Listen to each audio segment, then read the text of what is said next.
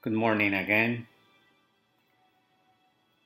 Buenos días, guten Morgen, bon dia, buongiorno,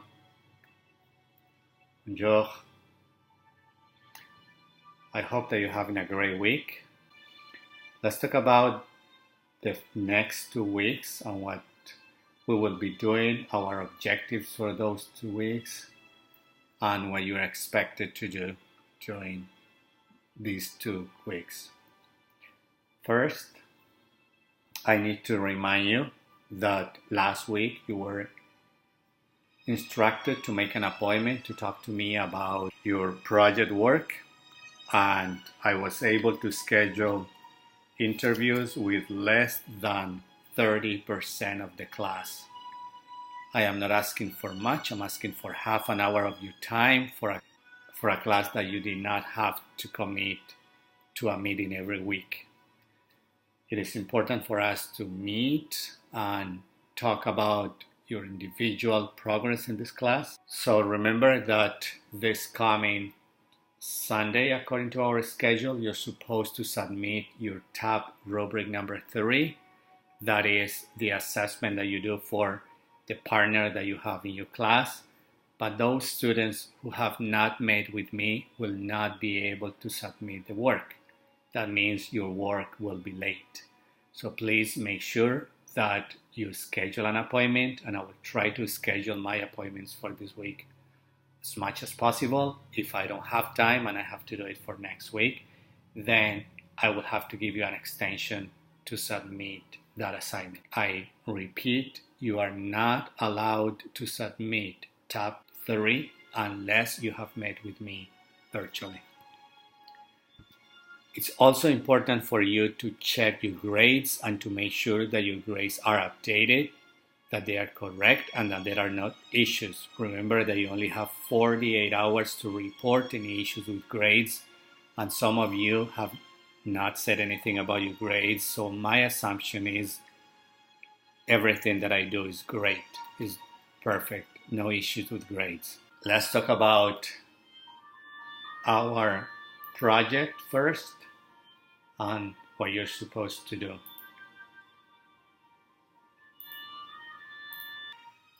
First of all, I must say that you are doing a great job regarding the work that you're doing in class. You are doing a great job with your lesson plans. However, there are several issues that we need to address, and I'm going to provide you feedback in a similar way that what I do when I meet with you virtually. First of all, we're going to talk about the lesson plan. From the meetings that I have held with some of you, these are my reflections and ideas that you should consider and that you should take into account when writing your reflection report. Most of the lesson plans that I have reviewed during this class and that you submitted as your last draft are highly detailed. And my question is if this is feasible in real teaching. When you are in the field, when you are the teacher assigned, is it feasible for you to complete a lesson plan that has every breath you take, every question you ask, every single move you make? So you need to be aware of that. I personally think that when training, we should not do things that are not feasible in real life, and therefore I think those lesson plans should be shorter, more concise, realistic in a way, not so detailed to the point that you have to spend hours lesson planning for one class.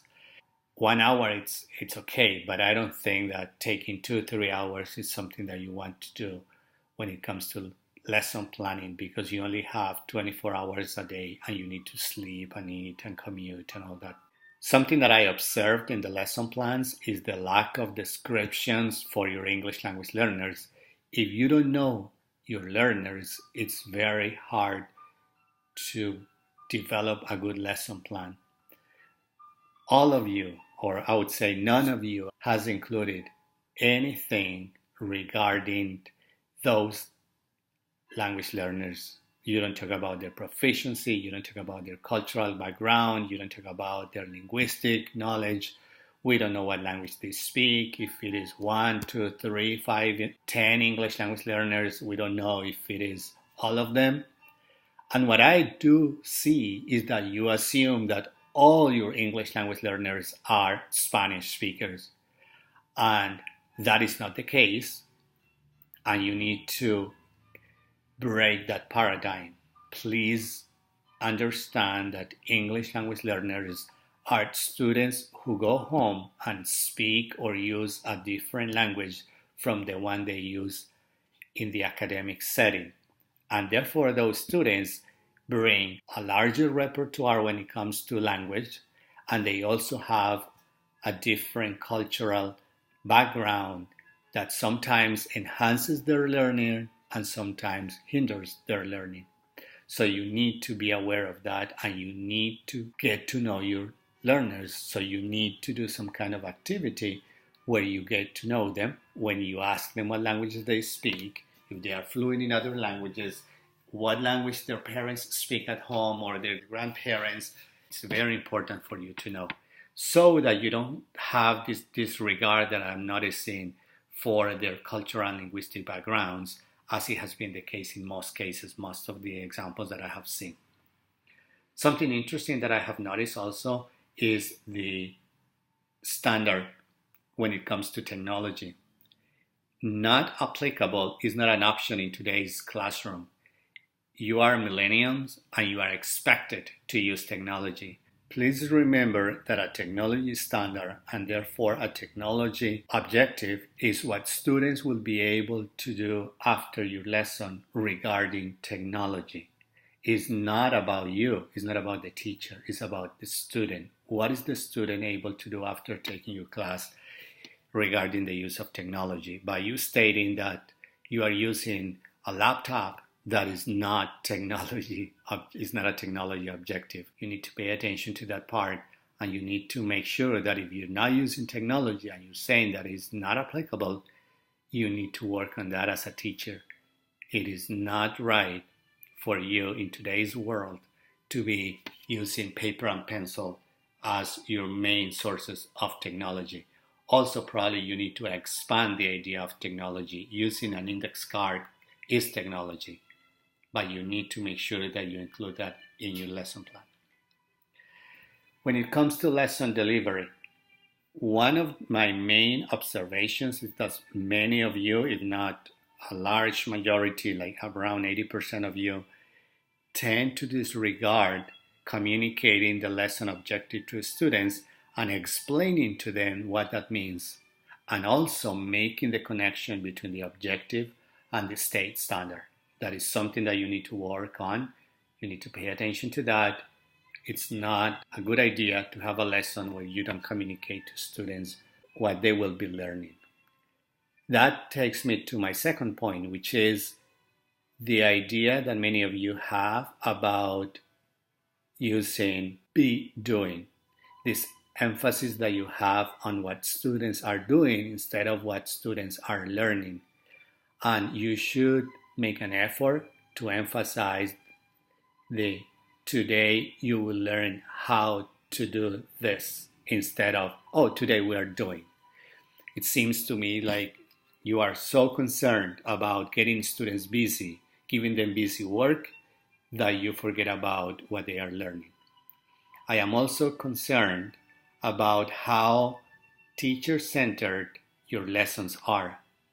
Most of you spend an average of 70 to 75% or more sometimes lecturing, giving instructions, and this is very detrimental for English language learners. And I don't know if it is how good it is for monolingual speakers, but my concern now is about English language learners, and because of what we have studied, the importance of student-student interaction, you need to look for strategies to reduce the amount of time that you spend lecturing and being the center of the show. You are not supposed to be the center of the show. You're supposed to be facilitating learning. So look for strategies to promote interaction among students, group work, pair work, and making sure that when you do pair work or group work, you go over the results, over the outcomes. You don't rush into another activity without making sure that students did the assignment correctly, getting students to report about what they do, different students from one student from every group at least, giving time to those students to compare their results, to reflect on what they did and how they did it. It's also interesting that in the lesson plans, you include accommodations, as you call them, for English language learners, but then you don't do them. Like providing extra time, you don't do it. Pairing up learners according to their linguistic proficiency, and then you don't do it. You just go like, oh, pair up with your neighbor, the person next to you.